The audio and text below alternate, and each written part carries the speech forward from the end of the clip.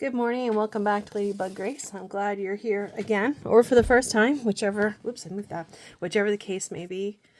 As I was reading today's message from In Touch Ministries, I felt moved to say something about it, so here we are again.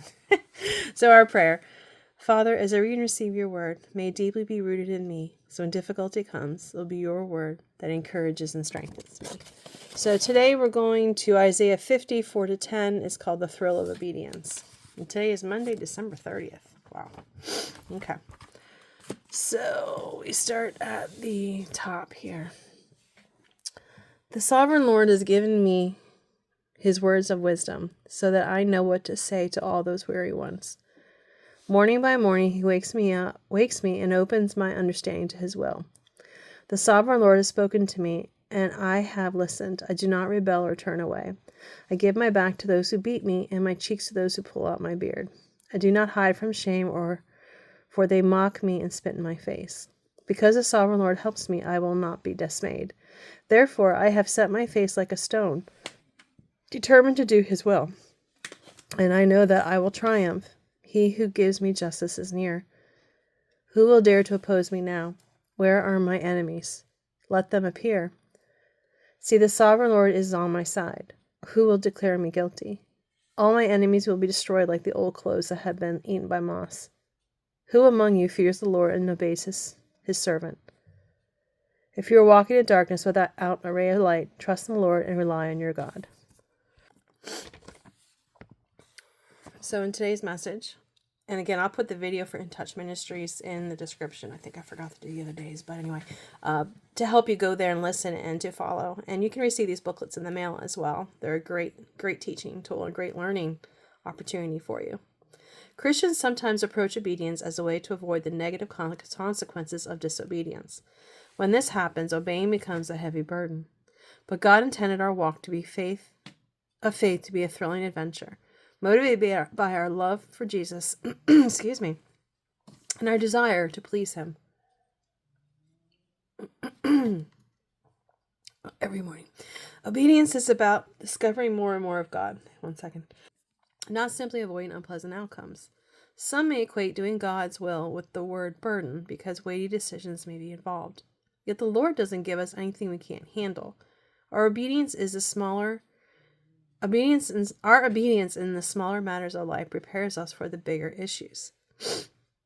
When we place trust in the Lord's omnipotence and act on his prompting, life becomes exciting. And we need not be fearful for two reasons. First, God has promised to walk through our challenges with us. And second, he already knows the goodwill that will result when we do what he asks. In fact, after taking one step in obedience, we will have opportunities to do so again and experience more of his goodness. As you walk into this new year, ask yourself, what is my next step of obedience? Excuse me. So through this, my notes that I made in my journal was, I reflected first of all on the scripture, and that Isaiah wrote that he was woken each morning by God, and his will was revealed. God's will was revealed to him, The Lord spoke to him, and Isaiah did not rebel or turn away. He set his face like stone, determined to do God's will. He stated, who will oppose me now?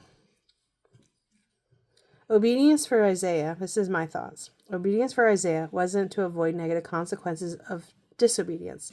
He did it for the love of God and desire to please God. Obedience is not a burden. It is a freeing feeling. Knowing God has the best for us. He has the best for us and knows the outcome. So I know in the church that I attend, I should post the candlelight service in my book. It was my feed. It was really good. But it was talking about prayer yesterday, about being specific in what we're praying for. And we were asked to write our prayers down and put them up, to be put on there. But in order for those prayers to come to fruition, we have to be obedient. We have to do his will. We have to have that relationship with him. We have to keep moving forward. So that's what it's... So this is a good ending, because tomorrow is the last day of the year. It is a good ending for all of that to be thought of. Our obedience to him and what we're reading through that. And I had a quick lesson in that in my personal life recently. about obedience and how it was tested, and I did fail with that, and I don't need to get into what that was about, but he knows what it was about, and I tried to stick to it, and again I failed again, and the only way I could remain in the obedience of the word is to walk away from somebody. So that's sometimes is what you have to do. His word is not a burden to me. His word is protection for me and for you.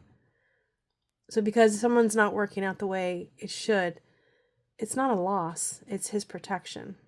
God's always got protection for us. He's never going to do anything that is going to hurt us, to make us incomplete. He is always going to make us complete, no matter what. So that's what I take from this. He has the best. And that's what keeps me going. And I don't cry as much now because of that, for what I'm going through. So I hope you have a great day and a blessed day. And if I'm back tomorrow, I will be. I don't even know what tomorrow is. Maybe I should, just to do an end of the year. Well, it's more about obedience, so chances are I might be back. If not, hope you have a happy new year, and talk to you soon. Bye.